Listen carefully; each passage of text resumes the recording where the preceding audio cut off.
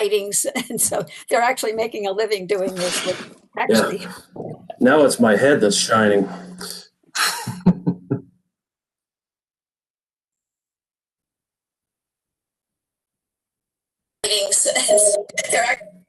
And now we are live.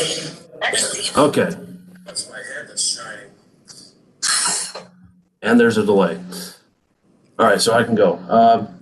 Welcome everyone to the Technical Advisory Committee for the MVTA. Today's Wednesday, November 18th, 2020.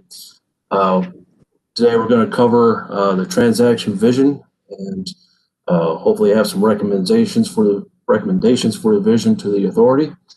But first, we need to pass the resolution for conducting the meeting electronically. So as a result of the COVID-19 and Governor Northam's declaration of a state of emergency, the authority's Technical Advisory Committee meeting is being held electronically.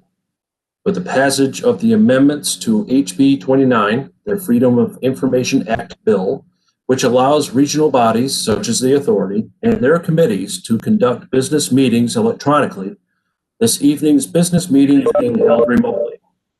Doing so will enable us to keep safety as a top priority while ensuring that we are adhering to social distancing requirements.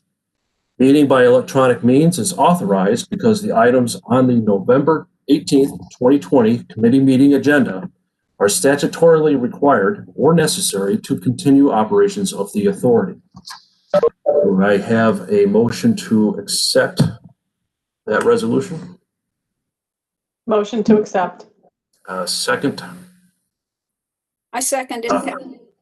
And so does Armand, as he's muted. Anybody who is against that, say nay. Hearing none, that resolution is passed. Has everyone had a chance to read the summary notes? And are there any questions or changes being requested as part of those summary notes? Hearing none, anybody want to make a motion to accept the minutes as they are?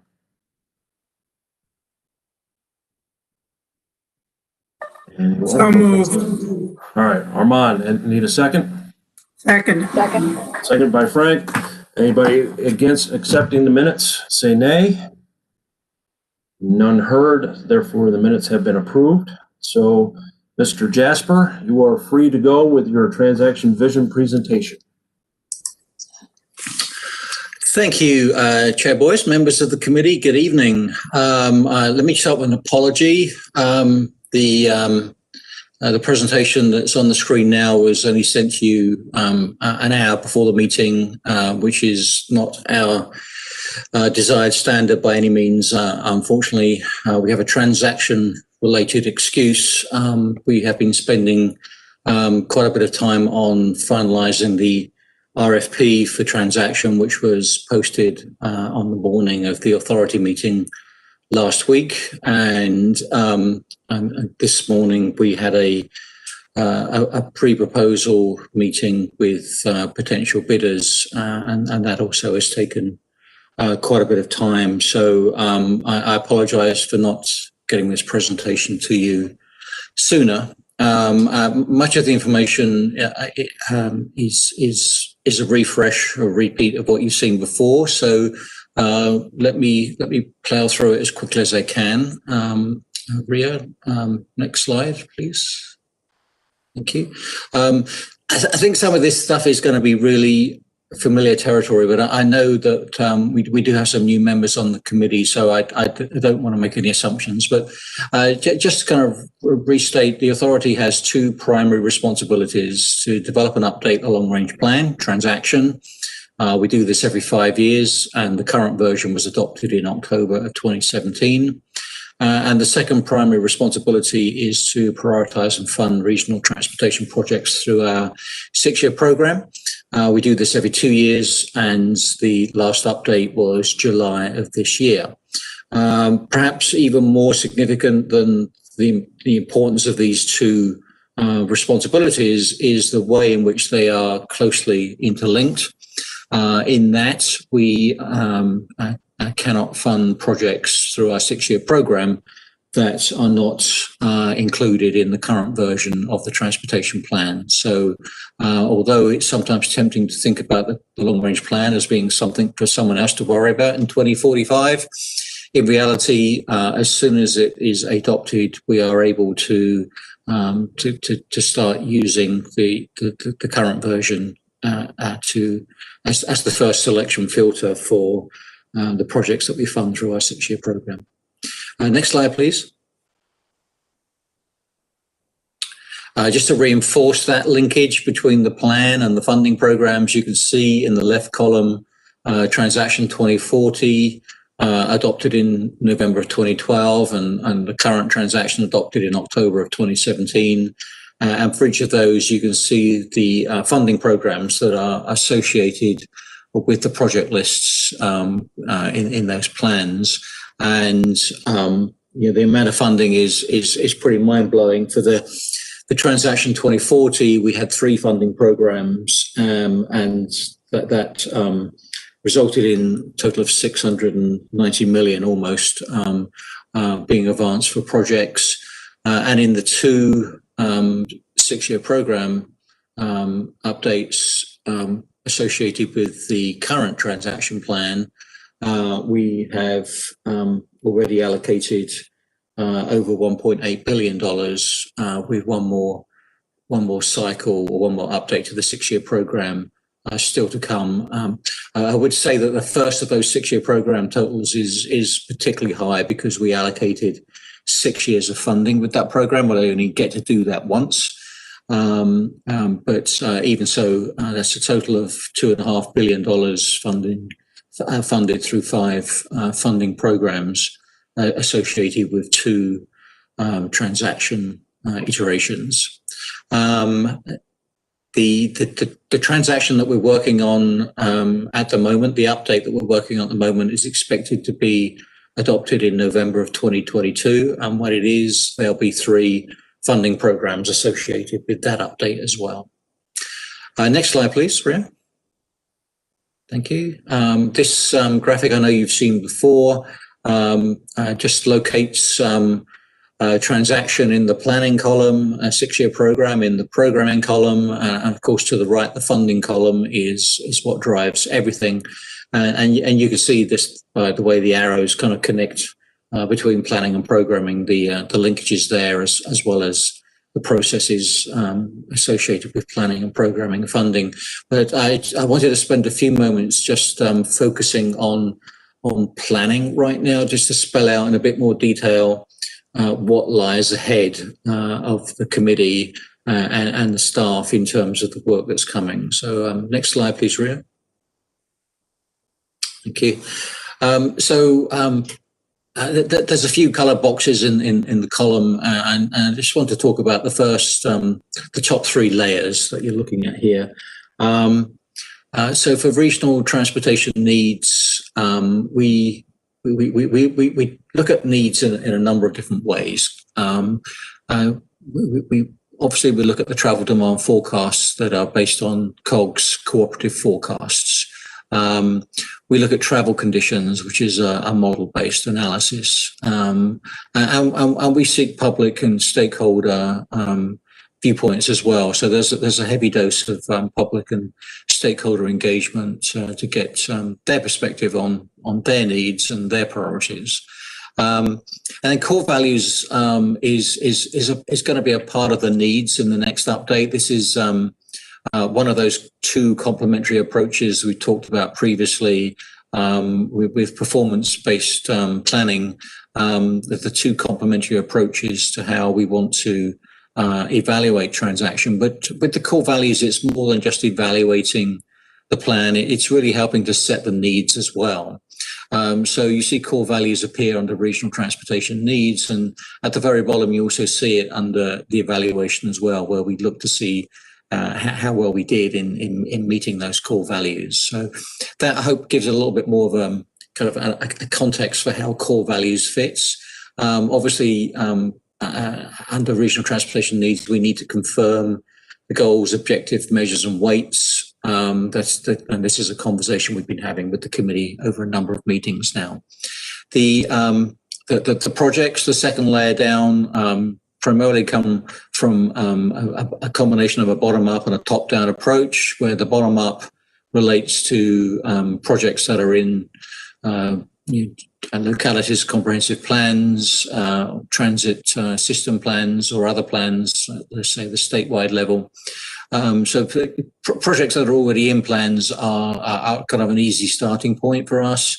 But also, we need to let the analysis tell us if there are gaps that need to be addressed with additional projects, and we refer to those projects as top-down. They're typically projects that wouldn't normally appear in a comprehensive plan, maybe span across multiple jurisdictions or beyond Northern Virginia, connecting Virginia to the district, for example, or to Maryland. So that's what we mean by top-down. And then obviously we'll screen those projects and then move on to compiling project packages, which kind of like the building blocks of the evaluation, which is what comes next, where essentially we're kind of doing with and without type comparisons, comparing a build network against a no build network. And we can do multiple kind of slicing and dicing with that. But each time we do that, we analyze the impacts using the weighted performance measures. We'll also do some sensitivity analysis, which is where we look at alternate futures as opposed to what's implied by the cooperative forecasts and other assumptions. We'll do a benefit cost analysis, admittedly at a high level, because we'll be using planning level cost estimates for the projects that, too many of the projects will not be worked up in sufficient detail to have detailed costs. So we will be doing this at a planning level, which is consistent for the regional approach. And then we'll end up with a variety of project rankings and ratings at the end. And as I mentioned earlier, we'll come back to see how we did with the core values. So that's kind of peeling back the layers of the onion a little bit on the planning approach. If we could go to the next slide. I'm kind of looking at this more from a project management perspective. Much of what I've just talked about on the previous slide is covered under phase 1 or phase 2, as shown on this graphic. And these really are intentionally sequential phases with fairly set time periods where we move from phase 1, identification of needs and priorities, into phase 2, the analysis, and then phase 3, the formal reporting out, review, and finalization stage. And we set some parameters for the general time period in which we're expecting those phases to occur. Next slide, please. Okay, so the transaction vision statement. You've seen this at your previous meeting. On the left, we have the current October 2017 version, and the proposed on the right, with some keywords highlighted in bold to reflect the fact that they are kind of more prominent or appearing for the first time in the vision statement. And also the notes bottom right, we after we met with you last time, we did take the vision statement to both our planning coordination advisory committee, which is the other of the two statutory committees that we have, with this committee being the first of those two statutory committees. We also took it to our planning and programming committee, which is a standing committee comprised of 5 authority members, and frequently has other authority members who participate in those meetings because they are very engaged in the topics that we discuss. And both of those two committees took action to recommend the proposed vision statement to the authority at its meeting in December. Now, the TAC didn't take a formal action on the vision statement. I think he kind of generally endorsed it by kind of acclamation, as it were, but didn't formally take a vote on that. So we would like you to, at the end of this presentation, have a discussion and hopefully be able to take an action to either support this proposed vision statement or suggest an alternative. And then we will take all three recommendations to the authority in December, and the authority will decide what they would decide when they meet. So we'll come back to this slide in just a moment, but if you could go to the next slide, please, Ria.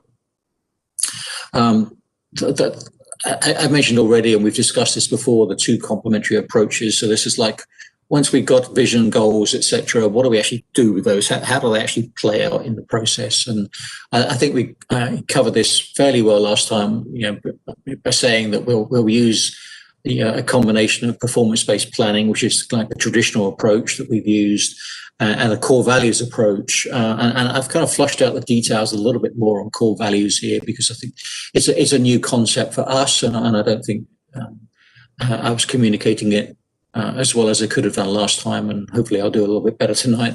We look at the core value approach, the core values being holistic and overarching, identifying needs associated with each core value. So it's kind of an extension of the needs assessment at the front end of transaction, but it's more than just something that we use in the analysis. Core values really become guiding principles or foundational factors that actually underpin the whole process.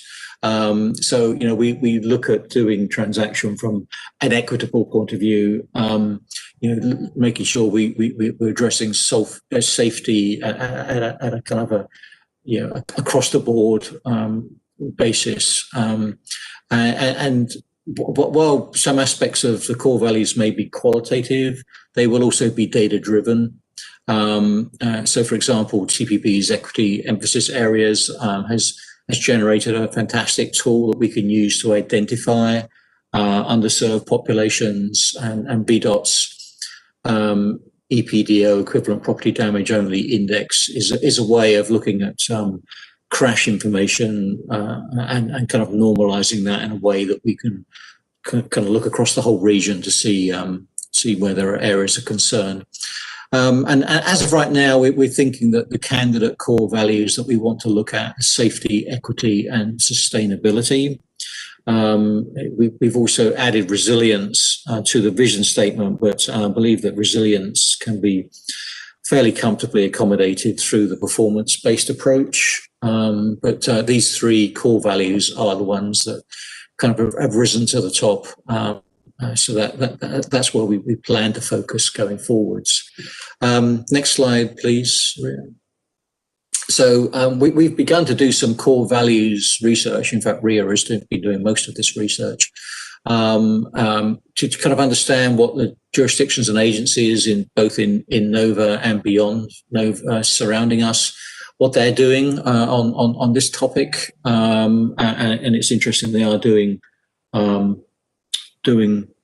a lot right now, as it happens, and a lot of it is actually very similar to what we're proposing to do.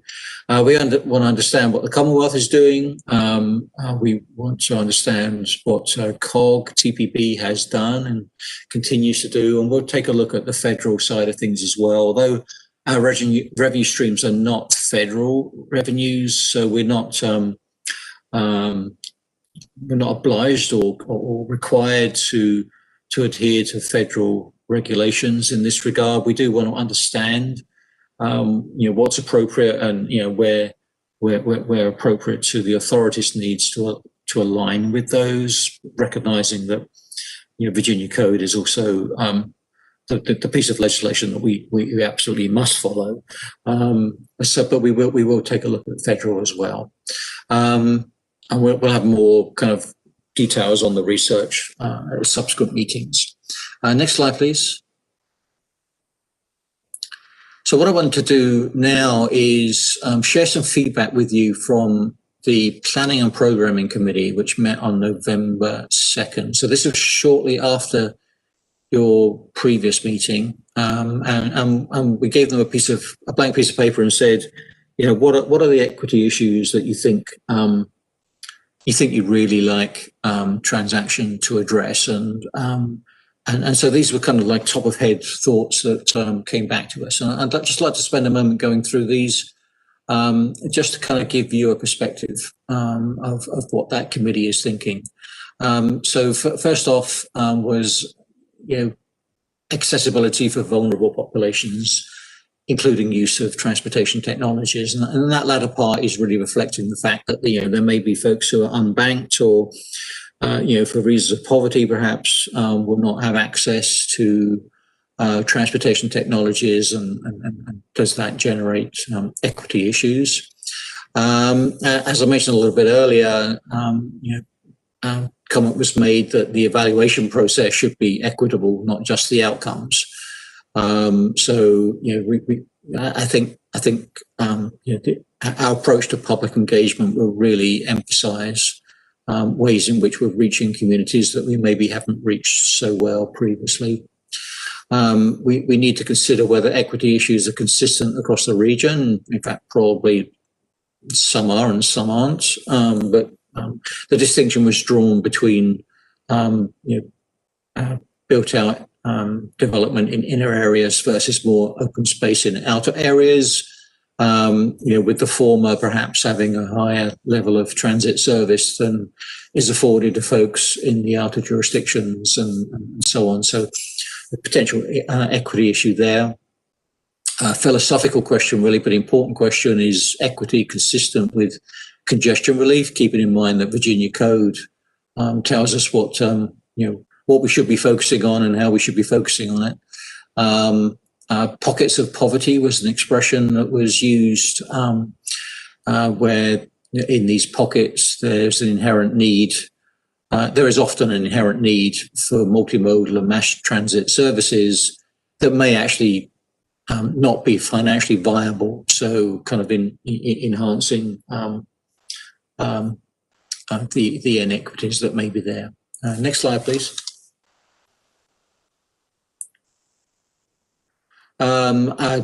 Although the conversation was focused on equity, sustainability, another core value was raised, and resilience as well. And in this context, the point was being made that it's all well and good to use these words in a vision statement, but if you actually mean it, then potentially that will have some impacts on MBTA's approach and may necessitate changes to MBTA's approach. So that's something obviously we're mindful of.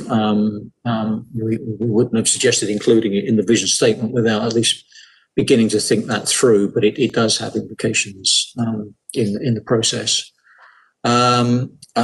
Recognition that a lot of transit options pre-pandemic at least were heavily focused on longer distance commute trips, but recognizing there's still a need for the short haul local transit trips as well. So that's an area where it's believed there may be some inequities. Kind of more generally, how do we enhance a bus service during a pandemic? Kind of, I guess, related to that, dedicated transit carpool lanes could support bus services and make those services more attractive and improve accessibility, thereby improving any inequities. A point was made that bus stops are often just poles in the ground with no pavement. I can certainly attest to one or two of those I've seen around the region. If you're trying to encourage people to use transit, then that is not exactly a major selling feature. But thinking beyond just that, which is challenging in itself, is if you're looking to use transit as a means as a context to identify and analyze climate risks, then is that putting the region at a disadvantage? And finally, a quote from Abraham Lincoln. The part of the quote here that's in bold is a paraphrased version of that was said at the PPC meeting. Essentially saying that as circumstances change, we need to change our thinking and act differently. Just for broader context, because I think it's interesting, Abraham Lincoln gave this speech a month before the Emancipation Proclamation. And in fact, President Obama used this text in his State of the Union address in 2016 as well.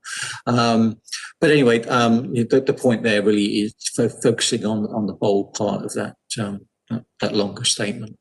I did one more slide to go to, because one of the other areas that has been brought to our attention, and I'm probably number one guilty as charged on this, is we need to be very careful about the definitions of the words that we use.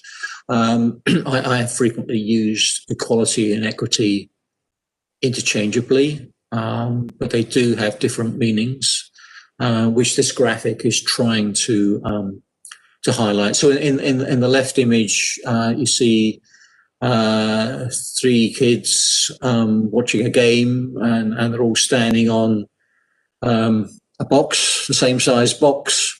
So they're all being treated equally. Unfortunately, the little lad on the right is not tall enough to see over the fence, even with the box. So in the middle, the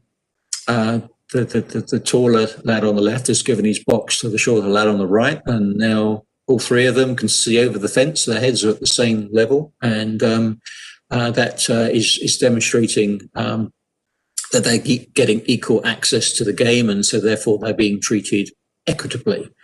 And then taking that one step further in the right graphic, you see there are no boxes, but the fence has been replaced with one that you can actually see through, which is kind of rhetorically, I guess, or metaphorically showing that if you actually take away the barrier that's causing the inequity in the first place, then systemically things have been improved across the board. So this is these are the sorts of concepts that we're going to have to fold in as we go forward, and be very careful about how we use the terminology. So with that, your kind of assignment for the rest of the meeting is primarily, are you able to take an action on the vision statement, and if not, do you want to change the vision statement? And then to the extent that you want to comment on the discussion on equity at the PPC, that would be helpful for us to, if you have any reaction, if you want to validate any of those comments or add any of your own. And beyond that, we're happy to talk about any aspect of the entire transaction process. I know we deferred a discussion on goals at the last meeting. We can talk about goals, but there's no urgency to talk about goals at the moment. With that, Chair Boyce, I'll hand back to you. All right. To the committee, is there anyone who wants to make any comments? Yeah, Randy. There you go, Pat. Gotcha. Go ahead, Pat. Going back to that first slide, the mission, what was it, vision or mission statement? Where the new one is very short. Mission statements, they're usually just one sentence, which that one is almost, I think. It's very short. But it seems to me it's a shame to lose, here we go, that where it says current. Yeah, slide 7. That you could do say proposed, and then not lose the current, say the vision or the proposed will be enhanced or will be met by, and then you could make that paragraph. I know it kind of gets long then if you could say at the end of the proposed short one that you can go ahead and I don't know how you would say that, but not lose that current one, because I think that's, it's a little more detail when they talk about growth management and the demand and such, but it's a shame to lose all that, to me. Chair Boyce, if I may respond. Yep. Go ahead. Thank you. Yeah, no, Pat, I totally agree with you. And the way I would suggest we handle this for the authority meeting in December is essentially let's take it in two steps. The first step is that second paragraph of the current is really not so much visionary as explanatory. And as such, it's still a good explanation.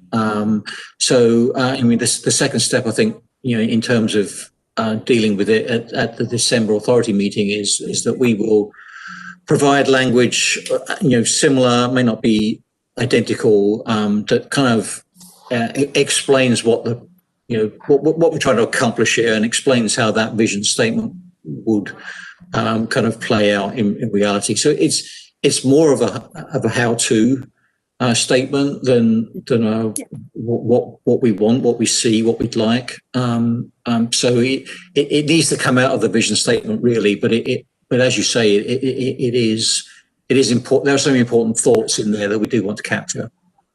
And I have one other question. The equity, when they're talking about transit for needy populations, what about, and I don't know if this NVTA has to address this, but there's the final mile. I don't know what you want to call it, where from an actual where they start, they have to somehow get to the transportation, and at the end, it may not, it may end before the place where they actually have to go. But so there needs to be something there that they can use. I don't know how to state it, whether it's a jitney, the small buses or something like that, or I don't know, but it seems like to me that is a problem for a lot of people, that they how to get to the final destination.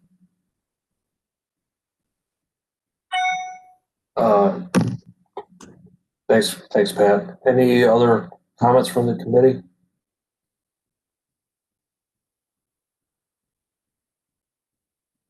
The way I saw the wording, it kind of includes the benefits of managing the demand and capacity, employing the best technology, et cetera, in investing in and planning for equitable, sustainable, and integrated multimodal transportation system. I think it that's good. gathers everything together. Okay.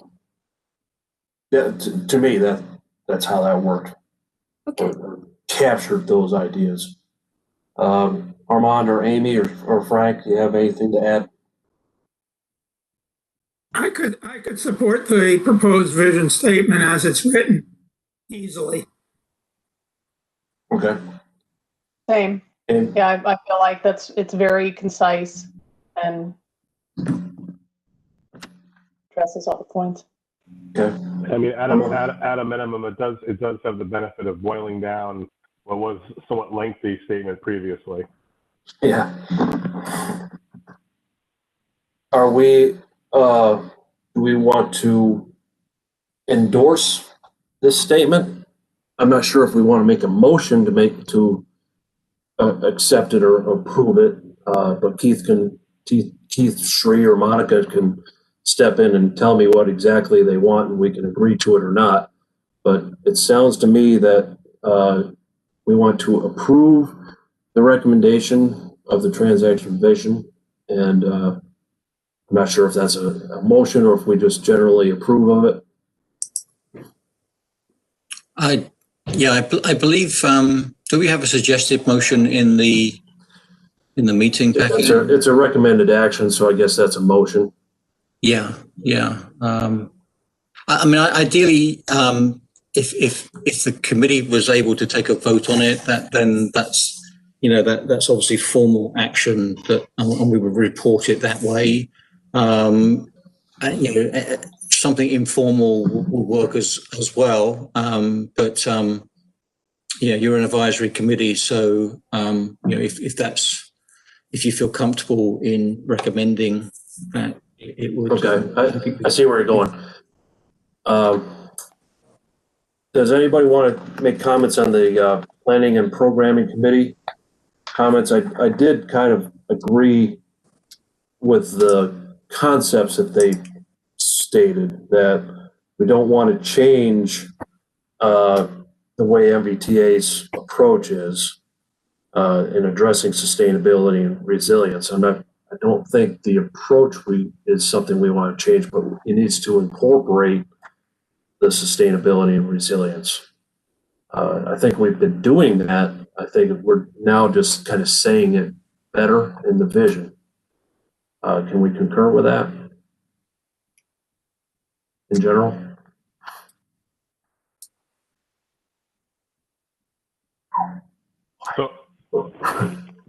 So Randy, this is all based on basically saying that we're not talking about so as we're not modifying, or this is purely related to the vision statement as it applies to our concept of how the organization plans. Yeah. So I think the vision statement's fine. I was looking at the comments and saying, yeah, I can see why they made the comment. And I think through the process of doing the rankings and the transaction updates that we are not going to lose our ability to, congestion relief, is equity consistent with congestion relief.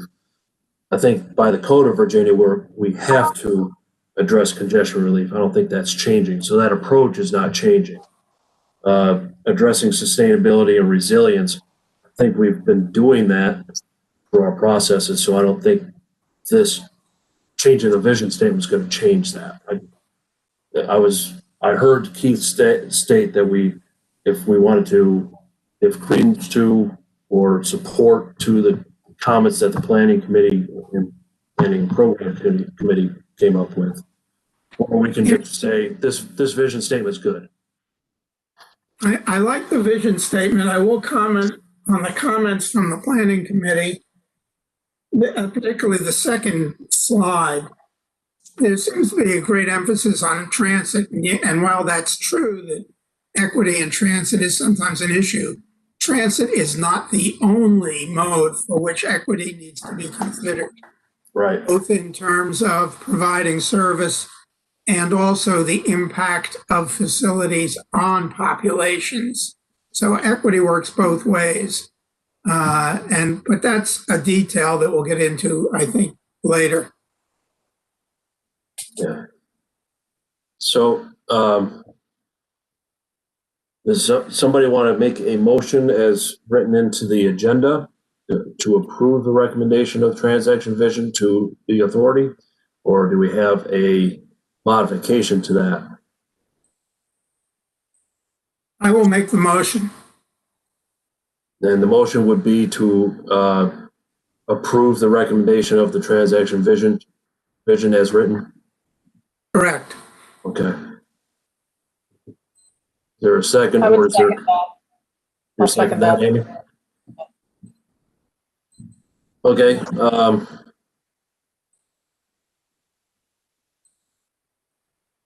I think I'm good. All right. Any?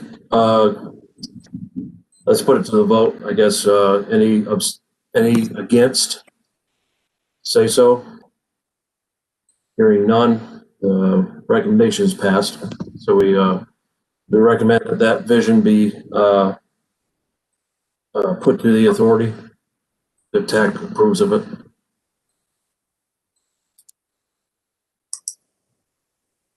The next thing on the agenda is transaction goals and objectives and measures by Mr. Jasper. So really, this is just continuing the same conversation. Really, thank you for taking that action on the vision. That kind of is something we can now move forward to the authority, and obviously they will hopefully approve it, but they have the option to change it themselves. But it moves us a little bit further on, and really now.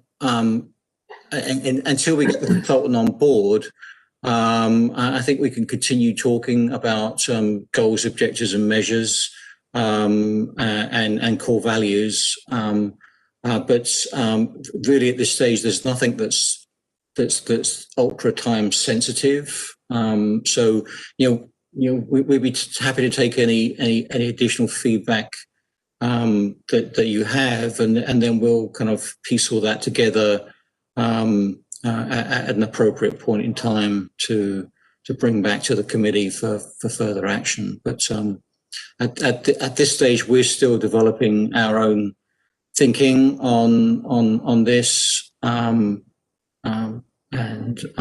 we don't have any firm decision making we're looking for the committee to make at this time. But we're happy to hear any thoughts you'd like us to take into account. And in the back of the presentation, Ria's just flicking through. There's some resource information, which is basically slides that you've seen previously, that we've had discussions on, that there's there for reference, but not for any particular need for discussion at the moment. I thought there was a little discussion last meeting about the desirability of trying to reduce the number of measures. Too many measures is almost like having no measures in some ways. They kind of all gets lost. And nothing gets rises to the level of real importance. So something to be considered as we move forward. So we're not looking to really change the criteria that we've had in the past that has worked in the past rankings of the projects, or are we're not revamping what we've already graded and spent eons on, right? I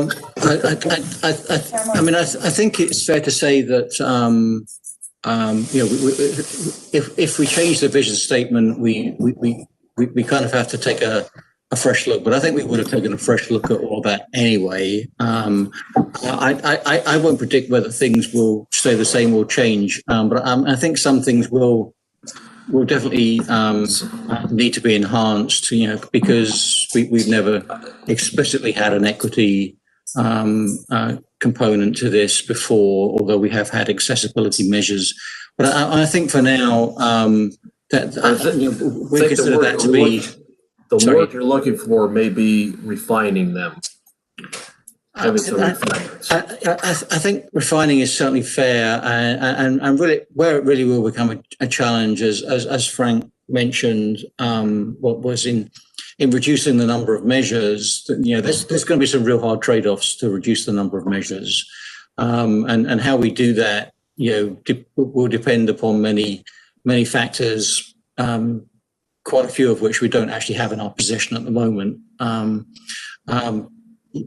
it will also reflect the vision, and but the next stage with the vision will be to revisit the goals. And the committee did have an initial discussion on the goals, and I think that's an area where I definitely got the impression you wanted to revisit the goals. I don't think you were quite anywhere close to being comfortable with them as written. So again, it's something we need to revisit. We don't have to revisit tonight, although I'm more than happy to talk about it tonight. I don't think we want to get deep into the weeds without having a little bit more context behind it. So I think it'd be helpful if you get a presentation that's more than an hour and a half before the meeting. Again, I apologise. That'd be fair. MVTA update, Ms. Bachman. Thank you, Mr. Chairman. I would just note that the authority is currently reviewing its draft 2021 legislative program. Our initiatives, our primary initiative for the 2021 session is the restoration of the authority revenues that was diverted in 2018 from Metro. Just as a reminder, $102 million was diverted from Metro to meet Virginia State of Good Repair component. I will note, once the omnibus transportation bill is fully implemented, the balance of the restoration that will need to be restored is 32 million. Having said that, even though this is in our legislative program, the members understand that 2021 will probably not be the year to get the additional 32 million back, just because of the economy and the impacts of COVID. But we do want to keep that on our legislative program. Another initiative we're supportive of, and a lot of the local governments have this in their legislative program, is working with FOIA and having the ability to continue to have electronic meetings when we're out of the pandemic. It doesn't mean that every meeting will be held electronically, but what we've noticed is we are not losing participation, but we do want to work with the FOIA Council to try to put some parameters on that, but just expanding the ability to meet electronically. And last, and I'm saying this last because this was something that was added to the draft, federal support for WMATA.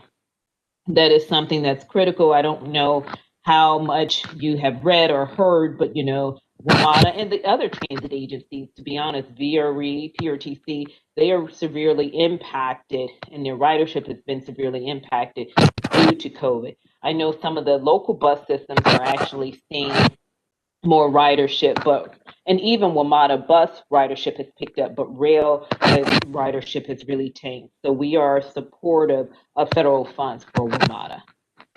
And our next meeting right now is December 10th. We may have to make some adjustments to that, but that's really where we're headed.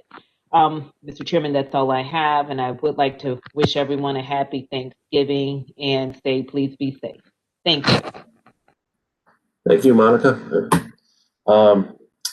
That's all on the agenda now. Just open it up to anybody on the committee has any comments. Otherwise, make a motion to adjourn and second it, and we can go about our day. I have one quick question. All right. I don't want it to go on. What's going to happen to American Legion Bridge, or what I'm still calling it Cabin John? There's some talk, and I know it belongs to Maryland, I believe, but there's been talk of trying to, it's practically falling apart now, and they're going to have to do something about it. And so, no, thanks for the question, Pat, and we continue the presentations. We did have VDOT Mega Project Manager Susan Shaw present to the authority on the 495 Next project last week, and DRPT actually presented on the transit TDM component. And I think there is actually a public meeting tonight. So I know that they've actually extended the public comment period to, I believe, December 7th.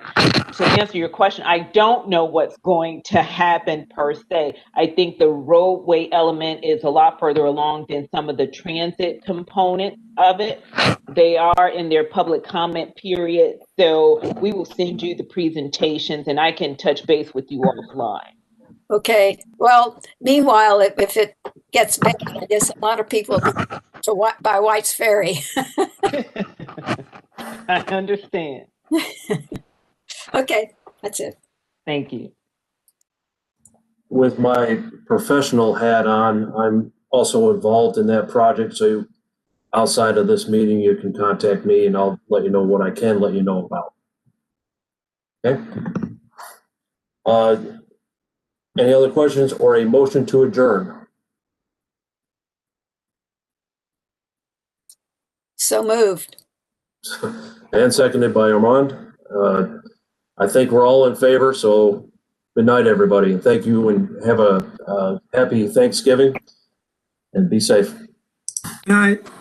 Thanks. You too. Sure.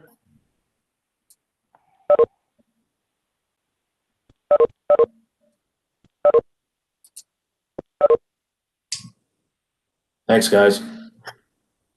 Thank you. It's within the 59-minute rule, so that's good. Excellent job. All right. Good night, guys. Good night.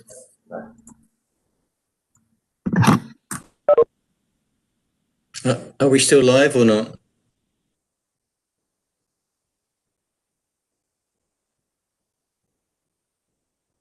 It looks like we are still alive.